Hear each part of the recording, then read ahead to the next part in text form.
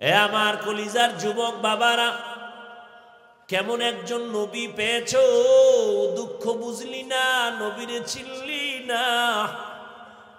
যে নবীকে একটা নজর দেখার জন্য বহু বছর পর্যন্ত পাহাড়ের গুহা একটা সাপ অপেক্ষা করতেছে, নবীকে দেখবে এক নজর। কেমন নবীর আশিক, গর্তের একটা পিপিলিকা বলেন হে মালিক, এক নজর আমাকে তোমার কাবা দেখাও, রহমতের নবীর রওজা একটু দেখাও। আমার রব ডেকে বলে, এরে মক্কার কবুতর, অমুক এলাকায় যাও, গর্তের পিপিলিকা পায়ের সাথে বাজাইয়া মক্কা মদিনা দেখায় জাগায় দিয়ে আসো। রহমতের নবী খেজুর গাছের সাথে টেক লাগায়া খুতবা দেন, মরা খেজুর গাছ। সাহাবায়ে কেরাম বলেন, নতুন একটা মিম্বর বানায় খুতবা পড়েন, এটাকে বাদ দেন। রহমতের নবী যখন মনস্থ করলেন এটা বাদ দিবেন, মানুষ যেমন কান্না করলে আওয়াজ হয়, মরা খেজুর গাছ তেমন কান্না শুরু করেছে। সাহাবায়ে কেরাম বলেন, ইয়া রাসূলুল্লাহ, মরা খেজুর গাছ মানুষের মতো কান্না করে, আওয়াজ শুনি। নবী বলে, চলো, নবীও দেখে কান্নার আওয়াজ। রহমতের নবী বলেন, ও মরা খেজুর গাছ, কি চাও? আমি কি দোয়া করব তাজা হয়ে যাবি, খেজুর হবে, মানুষ খাইয়া শুকর আদায় করবে? কয় না। তো কান্না কেন করো বলো? খেজুর গাছ বলে, ইয়া রাসূলুল্লাহ, আপনার বিরহের বেদনায় কান্না করি। এতদিন আপনার শরীরের ছোঁয়া পাইছি, হঠাৎ শুনতেছি নাকি আপনি আমাকে বাদ দিয়ে দিবেন। আপনার বরকতের ছোঁয়া না পাইলে আমার কান্নার আওয়াজ। ও খেজুর গাছ, সর্বশেষ তুমি কি চাও? খেজুর গাছ বলেন, নবী, এখানে আমারে মানুষের মতো জানাজা পড়াবেন, আর এখানে আমাকে দাফন করে রাখবেন। কিয়ামতের দিন আমি আপনার সাথে জান্নাতে থাকতে চাই। উস্তুনে হান্না না আজ হাজরে রসুল, নালামি জাদ হাম চুয়ার বাবু। রহমতের নবীরে পিপিলিকায় চিনল, সাপ চিনল, দুনিয়ার সব মাখলুকাত চিনল, কপাল পরা মানুষ আমরা চিনলাম না। নেতার জন্য জীবন দিছরে যুবক। কেন? কয় নেতা আমারে টাকা দেয়, আমারে পোশাক দেয়, আমারে চাকরি দেয়, আর আমার নবী চ্যালেঞ্জ করে গেছেন, আমি বিদায় বেলা দুটো জিনিস আমি রেখে যাই, যদি ধরে রাখো, আমি চ্যালেঞ্জ দিলাম, ঈমানও যাবে না, সম্মানও যাবে না। কয় জিনিস? আমি কিন্তু মোনাজাত দিয়ে ফেলাম বাবা, কানলেও কাম হইতো না, যদি হাত দুইটা উঠাইয়েই ফেলাই শেষ। আর আগামী বছর বাঁচবো কিনা, আসবো কিনা, সেটা পরের চিন্তা। কত কষ্ট করে আসছি, আর আপনার এটাকে কিছু মনেই করতেছেন না। এই কিছু বান্দা মোবাইল নিয়ে ব্যস্ত, কি বয়ান শুনবে এরা? 24টা ঘন্টা মোবাইল নিয়ে মরে। বেহেশতের বাগানে আসছে, যেখানে বসলে গুনাহ মাফ, হেন মোবাইল নিয়ে পাগল। মর, মোবাইল নিয়ে মর। কাফনের ভিতরে লয়ে যাবি, ফেরেশতা আসলেই বলবি আগে সেলফি, পরে প্রশ্ন। লজ্জা না থাকলে কোনো কথায় ধরে না। আরে আমি হাফিজুর রহমান কেন? ওই যে বলছি না, রহমতের নবীর 13 বছর বয়ানেও কালেমা পড়ে না, এর নাম কফাল। নবীর বয়ানে ঝামেলা আছে?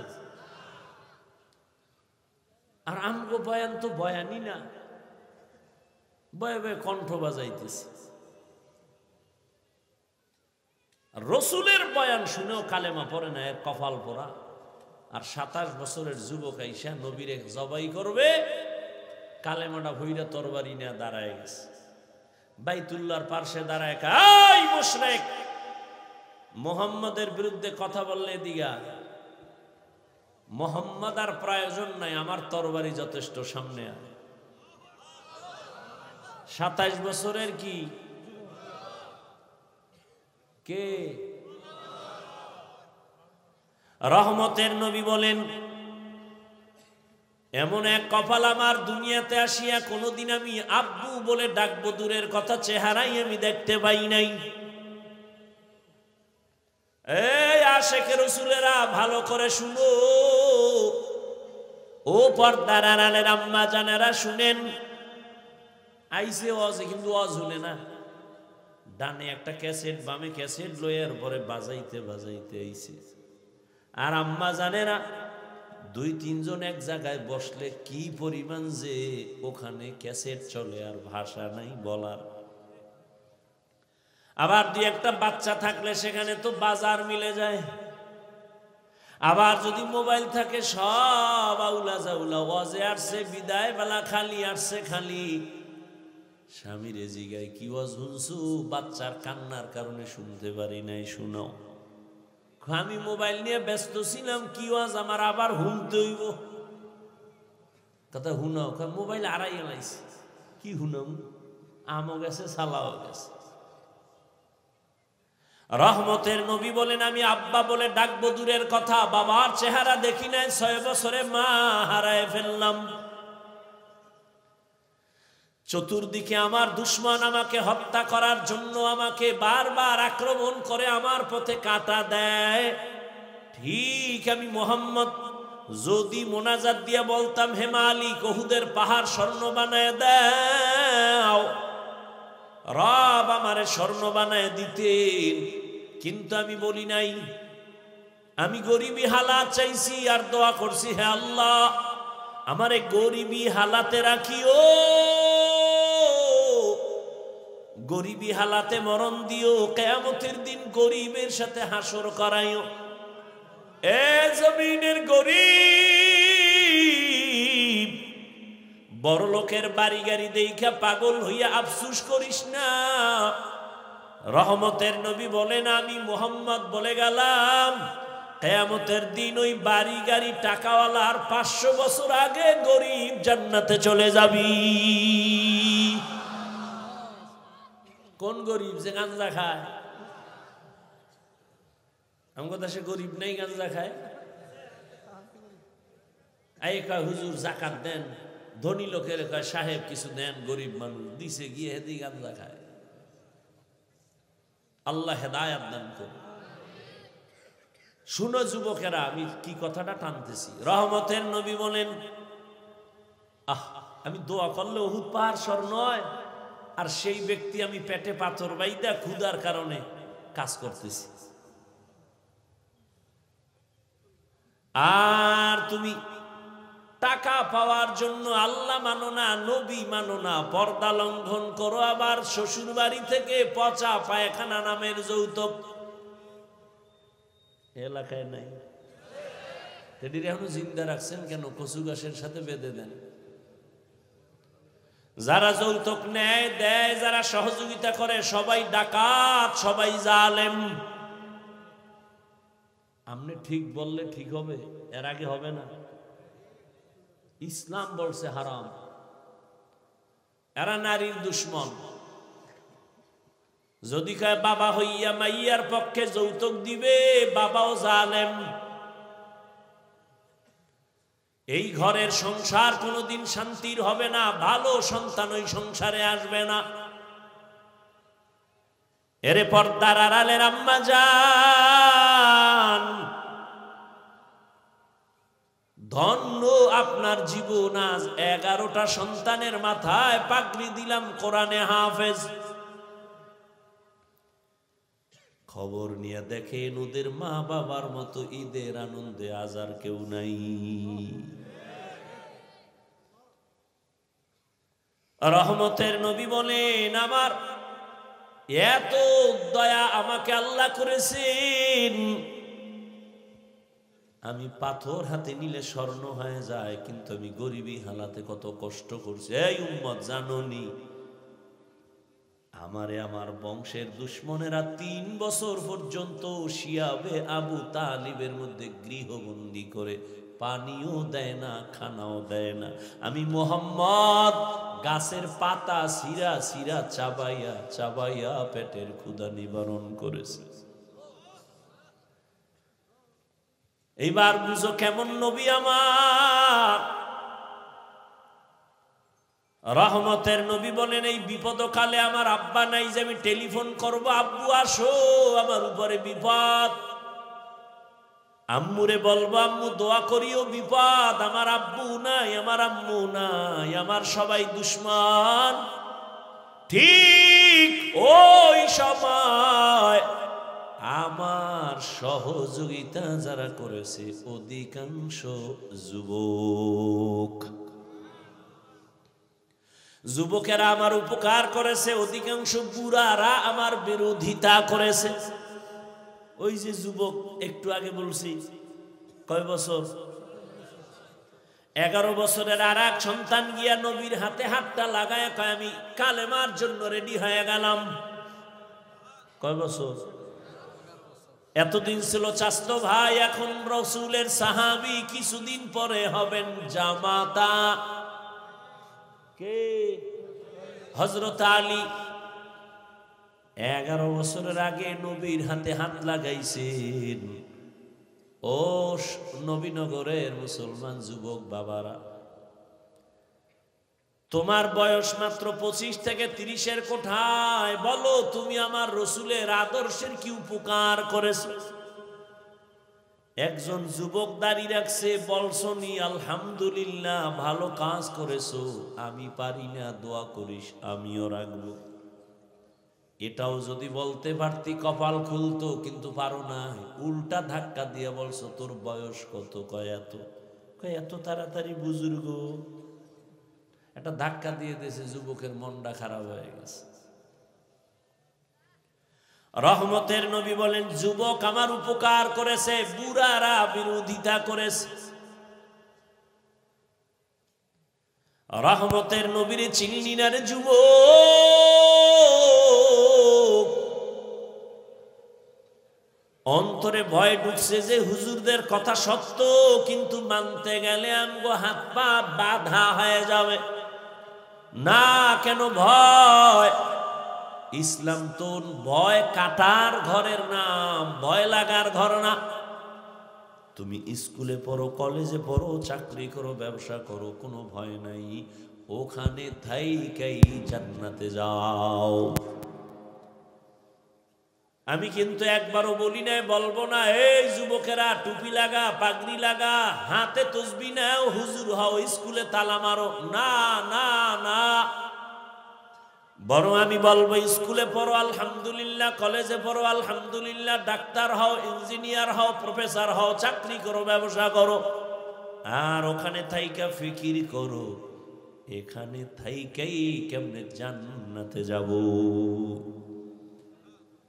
তোমার মতো যুবক তাকায় দেখো, স্কুলে পড়ে, কলেজে পড়ে, জীবনে মাদ্রাসায় পড়ে নাই, 5 ওয়াক্ত নামাজিও নাই, অশেষ তোমার জন্য। তোমার কপালে, তুমি এবার বাড়ি মারো আর কও তোমার কপালে তো খারাপ, কেন তুমি পারো না কেন?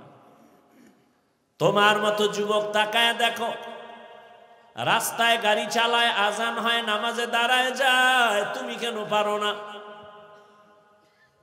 তোমার মতো যুবক র্যাব, আর্মি, পুলিশ, বিডিআরের চাকরি করে, 5 বেলার নামাজি নাই। আল্লাহ কুত্তারে বিবেক দেয় নাই, মানুষের দিছে, একটু চিন্তা করে যুবক, তুমি কেন পারো না?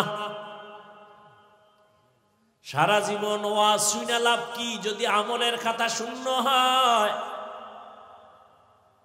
তোমার মতো যুবক প্রফেসর, ডাক্তার, ইঞ্জিনিয়ার, 5 ওয়াক্ত নামাজি, দাড়িওয়ালা আসেনি।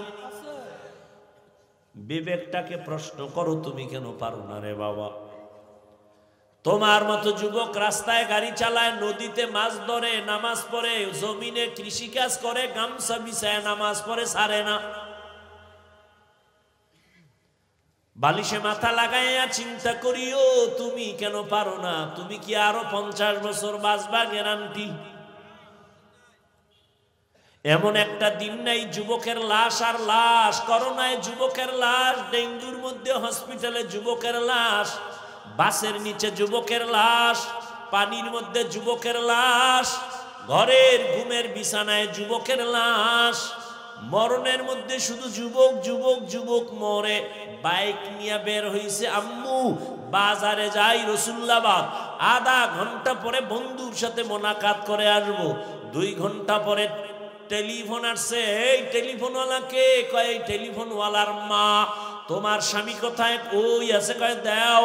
স্বামীরে কয় এই মোবাইল তোমার ছেলের নি? কয় হ্যাঁ। কয় তাড়াতাড়ি লাশটা নিয়ে যাও।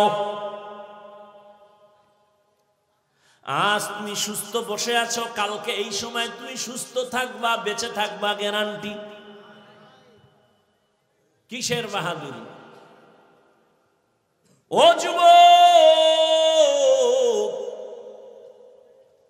ডাক্তার হও, ইঞ্জিনিয়ার হও, প্রফেসর হও, চাকরিজীবী হও, ব্যবসায়ী হও, তবে আমার একটা দাবি, ও পর্দার আড়ালের আম্মা জানেরা, ও বৃদ্ধ বাবাজিরা, আমার দাবি একটা, সন্তানটারে ডাক্তার বানাবেন, ইঞ্জিনিয়ার বানাবেন, চাকরিজীবী বানাবেন, ব্যবসায়ী বানাবেন, প্রফেসর বানাবেন, তবে আমার এক দাবি, বেয়াদব বানাবেন না।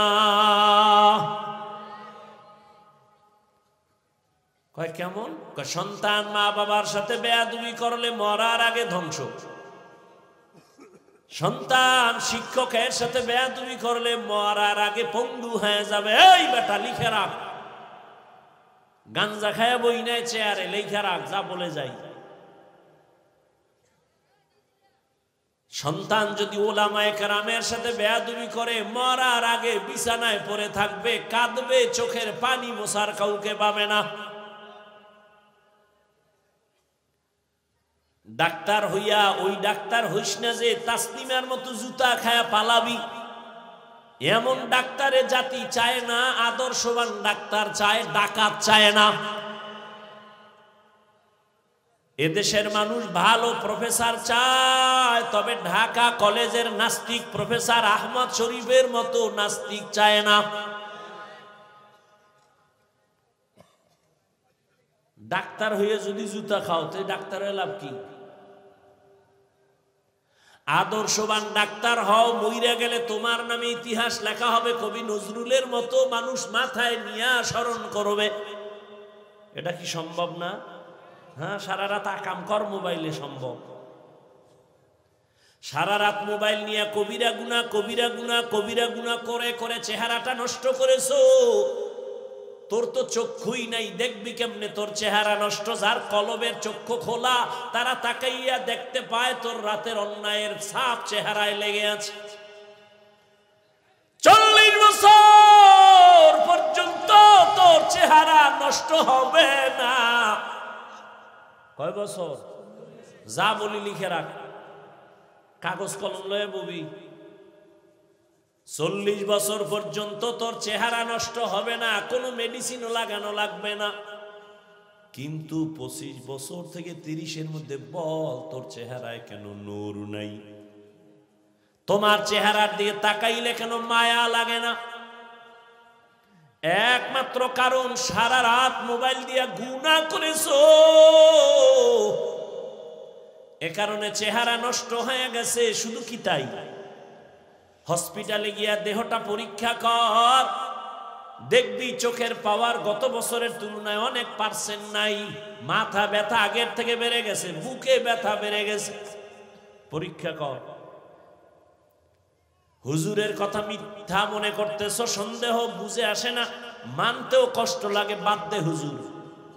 আজকে বাসায় যায় তোর গজবের মোবাইলটা খুইলা গুগলে সার্চ দিবি, টাচ মোবাইল চালাইলে শরীরের অঙ্গের কি ক্ষতি হয় সব ডিটেলস ওখানে চিকিৎসা বিজ্ঞানীরা তথ্য দিছে। টাচ মোবাইল চালাও, বালিশে চালায় বালিশের পাশে রেখে ঘুমায়, মোবাইলটা ব্রাস্ট হয়ে গেছে, জায়গায় ওই লোকটাও মারা গেছে। এই মোবাইলের কারণে জীবন শেষ, যৌবন শেষ, দেহ শেষ, পুরো বডি শেষ, চরিত্র শেষ। যার জীবনের চরিত্র ভালো না, ওর জীবনটাই দুনিয়ার মধ্যে কেউ পছন্দ করে না। মানুষের জীবনের অমূল্য সম্পদ হলো সুন্দর চরিত্র। আর সেই চরিত্রটা নষ্ট করেছ। মাইয়ার সাথে কোরআন লইয়া কসম খাইছো না? আমি একটারে কই মাইয়ার সিরিয়াল কত, কয় এটা কেমনে কম? আমি কই তোর সিরিয়াল যত, তোর সাথে যে মাইয়া কসম খাইছে ওর সিরিয়ালও তত।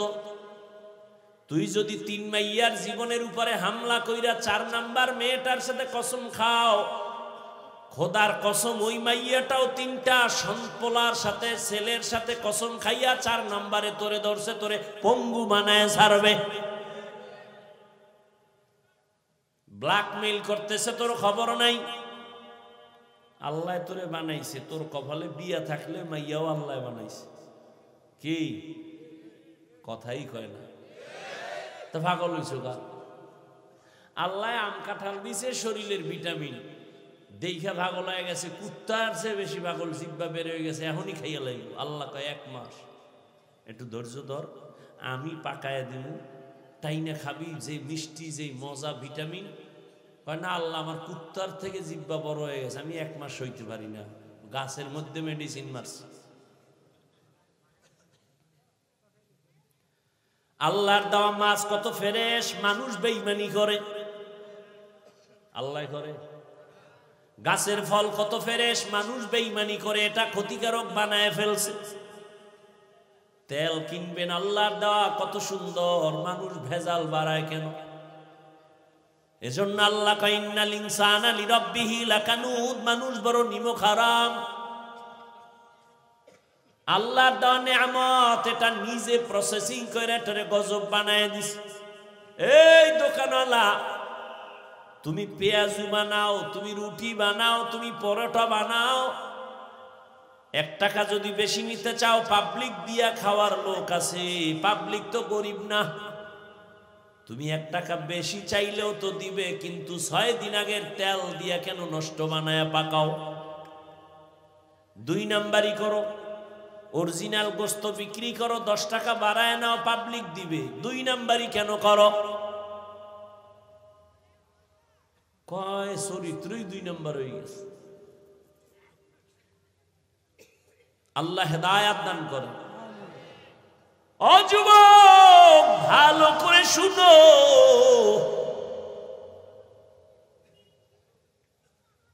আল্লাহর এক বান্দা, আমি বয়ান লইছি, একদিক যাইতেছে আর একদিক যাইতেছে, আমিও যাইতেছি। কারণ আমি আল্লাহর উপরে ভরসা করে বয়ান করি। শুরুতেই বলছি আপনাদের মোহাব্বতের উপরে বয়ান হবে। হয়তো এই কথাগুলো আপনাদের এখানে দরকার আছে বিধে আল্লাহ আমাকে বলাইতেছে, আমি তার মুখস্থ করে আসি না যে এই কথা বলবো। যেহেতু যাইতেছে আমিও যাই। আল্লাহর এক বান্দা দীর্ঘদিন বিবাহ করে না। যুবক, তার ছোট ভাই বিয়া করে ফেলেছে, বড় ভাই করে না। ছোট ভাই বিবাহ কইরা একদিন ডাক দিয়া কয়, ভাইজান আপনি আমার বয়সে বড়, কেন বিবাহ করেন না? আবার কসম টসম খাইছেন নি, করবেন না? কয় না, আমি বিবাহ যে করব, কারে করব, এরকম মেয়ে আমি পাই না। যুবকরা খেয়াল কইরো বাবা, না সাইডে দেবো?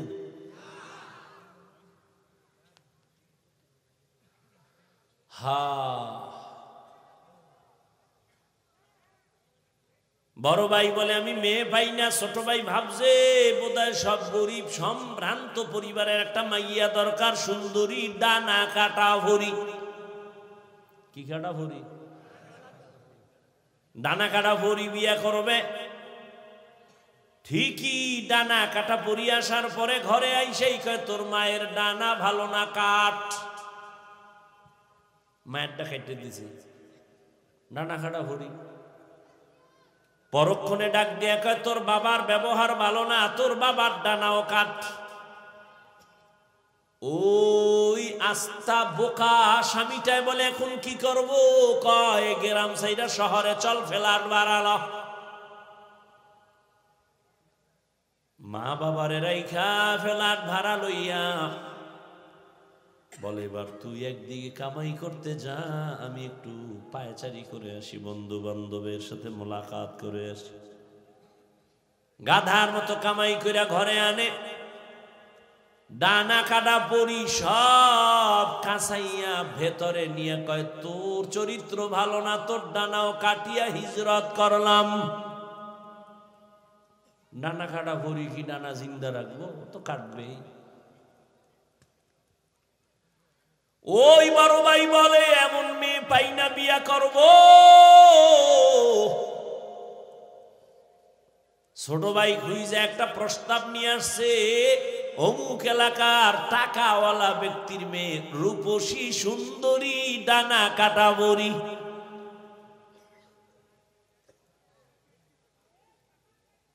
বড় ভাই রেগে কয়, ভাই আলহামদুলিল্লাহ পাইছি জাগা মতো, জাতের মাই একটা পেয়ে গেছি, টাকাওয়ালার মেয়ে। বড় ভাই ডাক দিয়া কয়, গরিবের মাইয়া বিয়া করব, তবুও ডানা কাটা পরি আমি বিবাহ করব না। কথা কি চাও, খুইলে খাও। বড় ভাই কয়, আমি এমন একটা মেয়েকে আমি আমার জীবনের আপন স্ত্রী বানাতে চাই, যে আমার ডান হাতটা ধইরা আমাকে জান্নাতের মধ্যে পৌঁছায় দিবে। তুমি কি নিয়ত করছো? বিয়েই তো কপালে নেই, নিয়ত করে লাভ কি? যেই পরিমাণ অন্যায় করো মোবাইলে, তো বিয়া নাই। আর থাকলেও তো বউ পাবি না, জল্লাদ পাবি, জল্লাদ লিখে রাখিস। এক জল্লাদ জুতা দিয়া বাইরে সাইডার ঝাল মিটাই দিবে, টের ভাবি কত ধানে কত চা। আল্লাহ আমার কলিজার প্রত্যেকটা যুবককে হেদায়াতের দৌলত দান করে। আপনারা উঠেন কেন? কি ব্যারাম? কি উঠার ব্যারাম থাকলে ঢুকছেন কেন? ওই রাস্তায় বেয়ে বিড়ি টানতেন আর বয়ান শুনতেন। হ্যাঁ, তো ওই বিড়ি টাননেওয়ালাগুলো গিয়ে মাইক টানাই দিছে। প্যান্ডেলে ঢুকে এরকম উল্টা পাল্টা করেন কেন? কত আলেম বসা আছে এখানে, কত দাড়িওয়ালারা, এদেরকে ডেঙ্গিয়ে ধাক্কাইয়ে বের হন, ভয় লাগে না? কেন ডিস্টার্ব করেন? নিজের কপালও পুরেন, অন্যের কপালও পুরাবার জন্য অপচেষ্টা করেন। কার বরদোয়া লাগছেনি কপালে আল্লাহ জানে।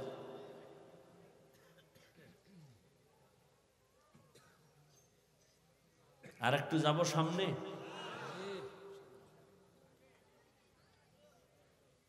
ছোট ভাই কয়, তুমি এইরম মাইয়া খুঁজো, তোমার কপালে বিয়া নাই। কি নাই? বড় ভাই এর মধ্যে একটা জবাব দিয়ে দিছে, এই ছোট ভাই, বান্দা চাইলে কিছুই হয় না, আল্লাহ চাইলে সব হয়। আল্লাহ যদি চান, ইনশাআল্লাহ, আমাকে যদি আল্লাহ পছন্দ করেন, আমার নিয়ত অনুযায়ী আল্লাহ একটা বিবি আমাকে মিলাবেন। ও যুবক, ঘটনাটা ভালো করে শুনো। এইবার এই বড় ভাই আল্লাহর কাছে দোয়া করেন, হে মালিক, এমন একটা আমি আমার জীবন সঙ্গিনী চাই যে আমাকে জান্নাতের মধ্যে নিয়ে যাবে। কিন্তু কোথায় পাবো জানি না, মালিক তুমি সন্ধান দাও। আল্লাহর বান্দা অনবরত দোয়া করে, কিন্তু পরে হঠাৎ একদিন তার এলাকার বাহিরে এলাকায় একজন আল্লাহওয়ালা আসছে, বুজুর্গ ওলি। এলাকার মানুষ সবাই দোয়ার জন্য যায়। এই বড় ভাইও খবর পাইয়া চলে গেলেন ফজরের নামাজের সময় আল্লাহর ওলির দোয়া আনার জন্য। মসজিদে কেউ নাই, একান্তে কথা বলেন, ও ওলিয়ে কামেল, আমি আপনার নাম শুনছি, দোয়া নেওয়ার জন্য আসছি। আমার জীবনে একটা বিবাহের জন্য একটা মেয়ে খুঁজি যে আমাকে জান্নাতে নিবে, দোয়া করবেন। ঠিক এই বড় ভাই আল্লাহর ওলির সাথে যখন কথা বলতেছেন, হঠাৎ করে মসজিদের বাহির থেকে জানালা দিয়া একটা কচি মেয়ের কণ্ঠে সালাম চলে আসলো। আসসালামু আলাইকুম হযরত জি, কেমন আছেন? কে তুমি? বলে আমি এলাকার এক গরিব ফ্যামিলির কন্যা সন্তান, দোয়ার জন্য আসছি। ও মা, তোমার বয়স কত? বলে এত, বিবাহ হয়েছে কি? কয় না। কেন হয় না? বলে জমিনে আমি স্বামী পাই না। কেমন স্বামী চাও? ওই কন্যা বলে আমি এমন একজন স্বামী চাই যে আমার হাত ধইরা আমাকে জান্নাতে নিয়ে যাবে।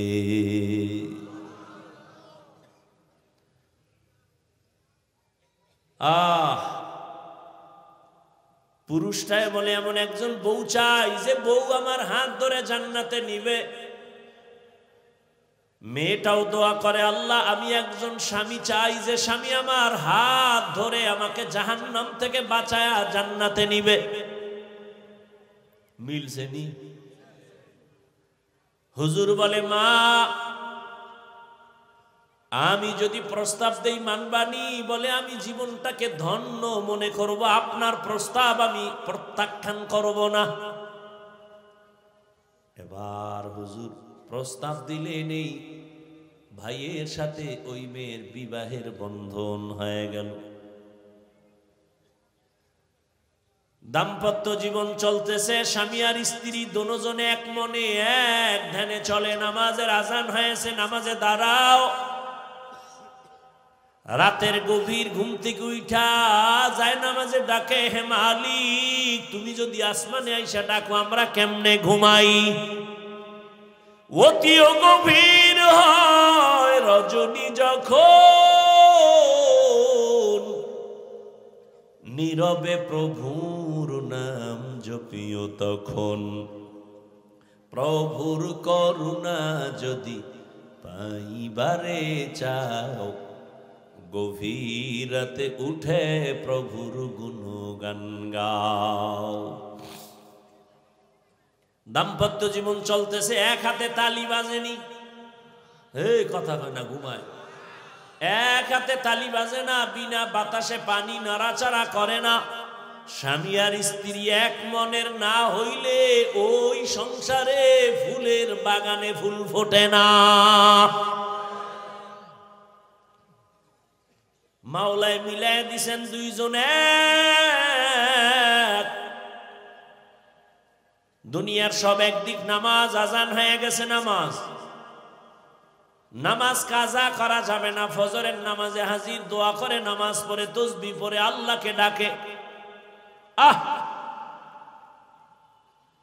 এই দুই স্বামী আর স্ত্রীর মাঝে কান্নার মধ্যে একটা নেক দোয়া ছিল, রব্বি হাবলি মিন লাদুনকা যুররিয়াতান তাইয়্যিবাতান ইন্নাকা সামিউদ দুআ। ও আল্লাহ তুমি আমাদের মিলাইছো,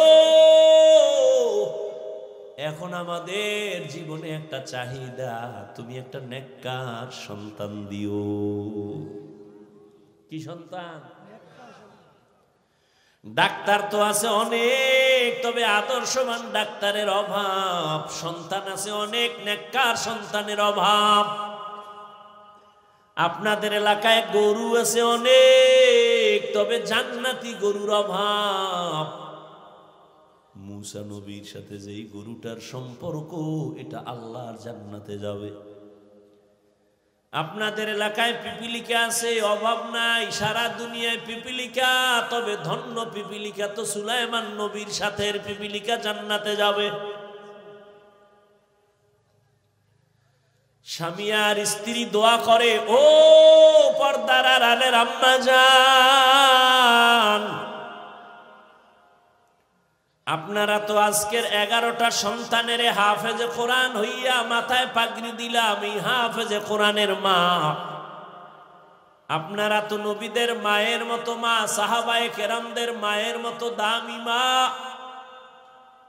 আপনারা তো খাদিজা রাদিয়াল্লাহু আনহার মতো নারী, ফাতেমা রাদিয়াল্লাহু আনহার মতো নারী, আয়েশা রাদিয়াল্লাহু আনহার মতো দামি নারী, ইসমাঈল নবীর মা হাজেরা আলাইহা সালামের মতো দামি নারী, ঈসা নবীর মা মারিয়াম আলাইহা সালামের মতো দামি নারী।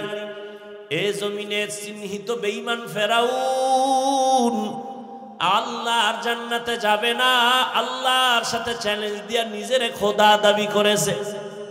ওই বেঈমানের ঘরে তার আপন স্ত্রীর নাম কি? ও আম্মা জানেরা, ওই বেঈমান ফেরাউনের ঘরে আসিয়া, কত বড় পাওয়ার আলা ফেরাউন, কত বড় টাকাওয়ালা, কত বড় ক্ষমতাধর, তার ঘরের স্ত্রী আসিয়া আমার আল্লাহর এমন আশেকা। রহমতের নবী বলেন কিয়ামতে জান্নাতে আসিয়ার সাথে আমি মুহাম্মদের সাথে বিবাহ হবে। সুবহানাল্লাহ। না কেমনে আইব? সারাদিন গালি মিথ্যা যেই জবানে, গীবত জবানে, সুবহানাল্লাহ আইব কেমনে? অতল হইয়া গেছে। ফজরও পড়ে নাই, জোহর পড়ে নাই, আসর পড়ে নাই, মাগরিব পড়ে নাই, এশা পড়ে নাই, আশেকে রাসূল বয়া রইছে, ফজরেরও খবর থাকবে না। আশেকে রাসূল। তোমরা গাঞ্জা খাইয়া দাড়ি খাইটা নামাজ বাদ দিয়া আশেক হইলে ভণ্ডকে আমরা। তাই তো, তোমরা যদি গাঞ্জা খাইয়া আশেক হও তো আমরা ভণ্ড। আল্লাহ হেদায়েত দান করেন। এরে আম্মা জানেরা শুনেন, আসিয়া কত বড় বেঈমানের ঘরে থাইকা আমার আল্লাহকে আপন করে নিয়েছেন। পরিণাম ফলে আল্লাহ আসিয়াকে জান্নাতের ছবিটা দেখাইয়া কবরের রূহটা জান কবজ করেছেন। এরে আম্মা জান, আপনার স্বামী তো ফেরাউনের মতো খারাপ না রে মা। আপনার স্বামী তো নামাজকে সমর্থন করে। আপনি যদি একটু বুঝাইতেন আর দোয়া করতেন, নামাজ পড়তেন, আর স্বামীকেও বুঝাইতেন নামাজ পড়তো। আপনি যদি আপনার স্বামীটারে বুঝাইতেন, ও স্বামী আমার, মা বাবার মায়া ত্যাগ করে তোমার ঘরে আসি, না খাইয়া থাকলেও আসি, খাইয়া থাকলেও আসি, তবে আমার দাবি জীবনে যা পাও হালাল ভাবে ঘরে আনিও, অবৈধ টাকা, কখনো হারাম টাকা ঘরে আনবা না, আমার দাবি। হারাম টাকা খাইয়া রক্ত নাপাক করব না, সন্তানের রক্ত নাপাক করব না। আম্মা জান যদি বুঝাইতেন, এমন কোন স্বামী ঘরে হারাম কামাই নিয়ে আসতে পারতো না। এরে আম্মা জান, নামাজ পড়ে পড়ে যদি দোয়া করতেন, আপনার স্বামীর অন্তর আল্লাহর দিকে চলে যাইত। আর যেই স্বামী আল্লাহকে ভয় করে, ওই স্বামী স্ত্রীকেও মোহাব্বত করে, জুলুম করে না। ওই স্বামী আর স্ত্রী দোয়া করে, আল্লাহ দুইজনের আল্লাহ তুমি মিলাইছো, এখন একটা দাবি, তুমি একটা নেককার সন্তান আমাদের দান করো। দোয়া কবুল হয়ে গেছে। আল্লাহ তাকে একটা নেককার সন্তান দিয়েছেন। ওই সন্তান আদর্শ মা তাকে দিয়া বড় বানাইছেন। আম্মা শিখাইছেন, কথার আগে যার সাথে কথা বলবি সালাম আগে দিবি, হ্যালো নয় সালাম।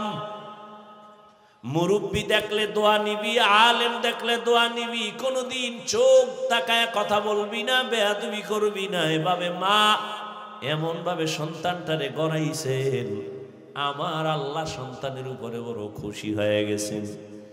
এই সন্তান অল্প বয়সে যৌবনকাল যখন আসলো, এই যুবকের দাপটে বাইতুল মুকাদ্দাস আমাদের প্রথম কিবলা বেঈমানরা দখল করেছে। এই সন্তান তা নিয়ে আসছে। এই সন্তান পুরা মিশর সহ বিভিন্ন দেশ বিজয় কইরা ইতিহাসের পৃষ্ঠায় নাম লেখায় গেছে। ওই সন্তানই হলো ইতিহাসের স্বর্ণাক্ষরে লেখা সালাউদ্দিন আইয়ুবী রহমাতুল্লাহ আলাইহি। এই যুবক, জীবনে মাস্তানি আর চালাকি কম করনি, মইরা গেলে তোর কপাল পরা ছাড়া কেউ দোয়া করবে না। যেই অপরাধ করেছে তোর উপরে মাও বেজার, বাবাও বেজার, আলেমও বেজার, হুজুরও বেজার, ইমামও বেজার, মুরব্বীরাও বেজার তোমার ব্যবহারের কারণে। বাসায় যায় গুগলে সার্চ দিবি সালাউদ্দিন আইয়ুবী লেখা, ডিটেলস ইতিহাস সেখানে পাবি। কে সে সালাউদ্দিন আইয়ুবী? যেই স্বামী কইছে আমার এমন স্ত্রী চাই হাত ধইরা জান্নাতে নিবে, স্ত্রী দোয়া করছে এমন স্বামী চাই যে আমার হাত ধরে জান্নাতে নিবে, এমন স্বামী স্ত্রীর ঘরের সন্তান সালাউদ্দিন আইয়ুবী। গুগলে সার্চ দিবি সালাউদ্দিন আইয়ুবী। পৃথিবীর এক রাষ্ট্র পরিচালক, রাজনীতিবিদ, একজন ব্যক্তি, আল্লাহর প্রিয় গোলাম, রাষ্ট্র পরিচালনা করেছেন। কাফের যার নাম শুনলে এখনো ভয় পায় সে সালাউদ্দিন আইয়ুবীর নাম। এমন কোন বেঈমান নাই যারা ইতিহাস পড়ে আর চিনে না। কেমন মায়ের সন্তান সালাউদ্দিন আইয়ুবী। এরে আব্বা জানেরা, ও বুড়ারা, মনে কি চায় না একটা ভালো সন্তানের মা বাবা হয়ে কবরে যাবে? আর সন্তানকে ভালো বানাতে হলে আগে নিজেকে ভালো হতে হবে। ভালো ভালো ফল খাইতে চাইলে ভালো গাছ লাগাতে হবে। ভালো গাছ থেকে ভালো ফল আসবে। ভালো আদর্শের মায়ের থেকে সন্তান ভালো আদর্শ শিখবে। স্বামী আর স্ত্রী দুইজনে ঝগড়া করে, গালাগালি করে, মাঝখানে সন্তান দেখে আর শিখে। এরম মা বাপ নাই? অভাব নাই। ও নবীর আশিক ও যুবক, হেদায়েতের মালিক আমার আল্লাহ। স্কুলে পড়ো, কলেজে পড়ো, চাকরি করো, ব্যবসা করো, তবে অন্তর থেকে পিছনের গুনাহ থেকে তওবা করো আর আল্লাহকে মনে মনে বলো, আল্লাহ জীবনে তো নবীরে কষ্ট কম দেই নাই। যেই নবীর জন্য পিপিলিকা পাগল, যেই নবীর মোহাব্বতের জন্য গর্তের সাপ পাগল, বনের হরিণী পাগল, আমি মানুষ হইয়া কেন একটু নবীর আশিক হতে পারি না? মদিনাতুল মুনাওয়ারায় দীর্ঘ 70 বছর রহমতের নবীর একজন আশিক ইমাম মালিক মদিনায় থাকে, কিন্তু জুতা পায়ে পড়ে না, বেয়াদবি হবে। আর আপনারা কি করেন? অজু কইরা ভিজা জুতা লইয়া মসজিদে ঢুকে যায়। জুতার ভানি মসজিদে পড়ে, কেউ ধমক দিলে দেয়, উল্টা ঝগড়া লাগায়। আছে না নাই? আর ইমাম মালিক 70 বছর পর্যন্ত মদিনায় ছিলেন, জুতা পরে না। রসুলের মোহাব্বত, নবীর কদম কোথায় পড়েছে, আমি কোথায় জুতা লাগাবো?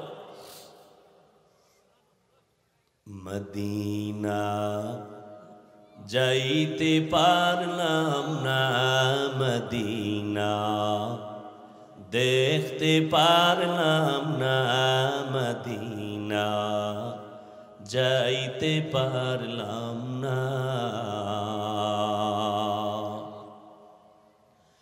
আমি অসহায় তাই এত দূরে রই, আমি অসহায় তাই এত দূরে রই, শুধু সালাম জানাই মদিনা যাইতে পারলাম না, মদিনা দেখতে পারলাম না।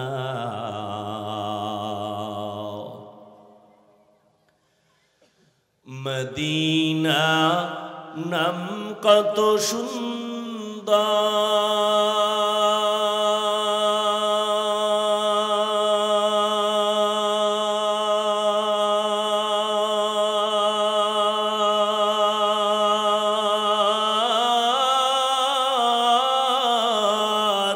মদিনা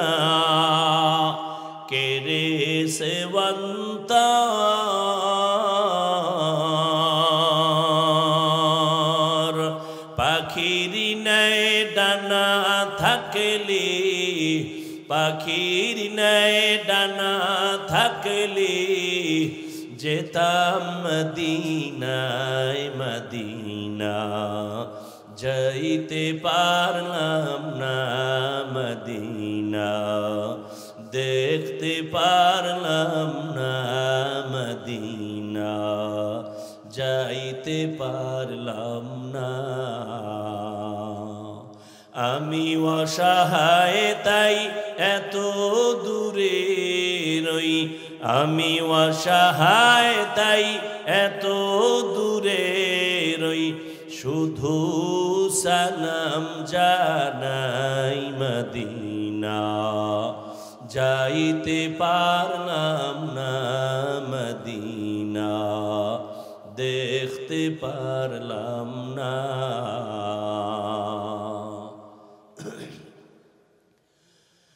আরবেরে পুবাল হাওয়া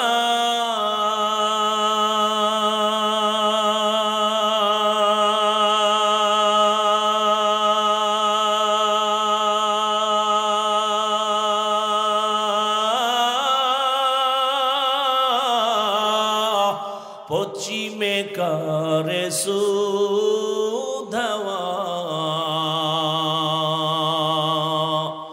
এই গরিবের দুঃখী সালাম, এই গরিবের দুঃখী সালাম, পৌঁছে দিও মদিনায় মদিনা, যাইতে পারলাম না মদিনা, দেখতে পারলাম না মদিনা, যাইতে পারলাম না। এরে নবীর আশিক যদি আল্লাহর কসম করে বলে গেলাম সুন্নতের আমল করো, আর ঘুমের আগে বিছানায় ওযু করিয়া যদি 300 বার দরুদ পড়ে ঘুমাও, ডান কাতে ঘুমাও, কিবলার দিকে চেহারাটা ঘুমাইয়ে ফিরাইয়া ওযুর সাথে ঘুমাও, দরুদ পড়ো, আল্লাহর উপরে ভরসা করেছি রে যুবক, ঘুমের ঘরেই আমার রসুলের সাথে মোলাকাত হয়ে যাবে। ও আল্লাহর বান্দারা, কেমন নবীর আশিক হইলা যে নবীরে ঘুমের ঘরে এখনো দেখার মতো তোমার কপাল হলো না। বুঝা গেল তোমার ইশক এখনো পরিপূর্ণ হয় নাই, তোমার জবানে দাবি আছে, কাজের বেলায় নাই। এখনো সময় আছে, তওবা করে নাও, মনে মনে আল্লাহকে ডাকো আর বলো, হে আল্লাহ, জীবনে তো শয়তানের ধোকায় পড়ে গুনাহ কম করি নাই, নামাজ ছাড়লাম, দাড়ি কাটলাম, বেপরদায় চললাম, আজকে থেকে তওবার নিয়ত করে ফেললাম, আর নামাজ ছাড়বো না, দাড়ি কাটবো না, বেপরদায় চলবো না, মা বাবার দোয়া নিয়ে চলবো, বেয়াদবি করবো না, শিক্ষকের দোয়া নিয়ে, মুরব্বীদের দোয়া নিয়ে চলবো, বেয়াদবি করবো না, উলামায়ে কেরামের পরামর্শ নিয়ে চলবো, আর কোনোদিন অন্যায় করবো না।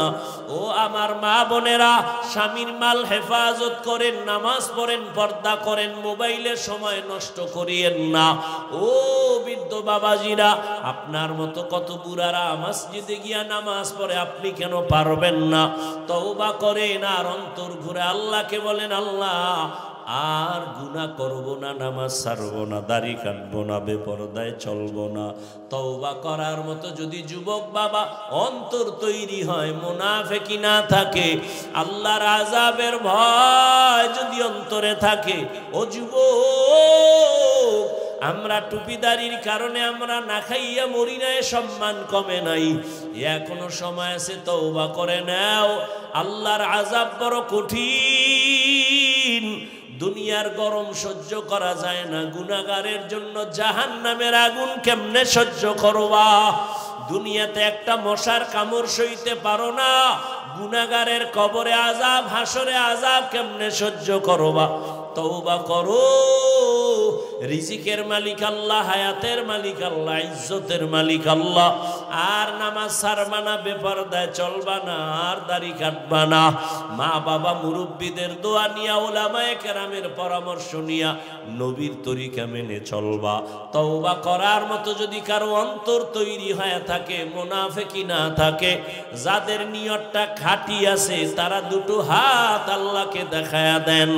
আয় আল্লাহ আমাদের হাত কবুল করেন, তওবা কবুল করে নেন, তওবার উপরে মজবুত হইয়া চলার মতো তৌফিক দান করেন। আমিন। আলহামদুলিল্লাহি রাব্বিল আলামিন, ওয়াসসালাতু ওয়াসসালামু আলা সাইয়্যিদিল আমবিয়াই ওয়াল মুরসালিন ওয়া আলা আলিহি ওয়া আসহাবিহি আজমাইন। ইয়া আরহামার রাহিমিন, ইয়া আরহামার রাহিমিন, ইয়া আরহামার রাহিমিন। রব্বিরহামহুমা কামা রব্বায়ানি সগীরা। আল্লাহুম্মা ইন্নাকা আফুউন কারীম তুহিব্বুল আফওয়া ফা'ফু আন্না। ও দয়ার মালিক, গভীর রাত মানুষের বাড়ির দরজা বন্ধ হয়ে গেছে, আপনার রহমতের দরজা বন্ধ নাই। ও আল্লাহ, কত উলামায়ে কেরাম, কত মুরব্বী হাজী সাহেব, কত ব্যবসায়ী চাকরিজীবী, কত যুবক, কত ছাত্র ভাই, পর্দার আড়ালে কত মা বোনেরা হাত তুলেছি। আমরা গুনাহগার, শয়তানের ধোকায় পড়ে গুনাহ করেছি। আজ আবার তওবার নিয়ত করেছি, আর গুনাহ করব না, আর নাফরমানি করব না, আর দাড়ি কাটবো না, নামাজ ছাড়বো না, বেপরদায় চলবো না, মা বাবার সাথে বেয়াদবি করবো না, উলামায়ে কেরামের পরামর্শ নিয়া নবীর তরিকা মেনে চলবো, মুরব্বী শিক্ষক তাদের দোয়া নিয়ে চলবো। আয় আল্লাহ আমাদের তওবা কবুল করে নেন, মজবুত হইয়া চলার তৌফিক দান করেন। আয় আল্লাহ মাহফিল কবুল করে নেন, আয়োজনকারী সহযোগিতাকারীদের কবুল করে নেন। আয় আল্লাহ মাদ্রাসা কবুল করে নেন, মসজিদ কবুল করে নেন। আয় আল্লাহ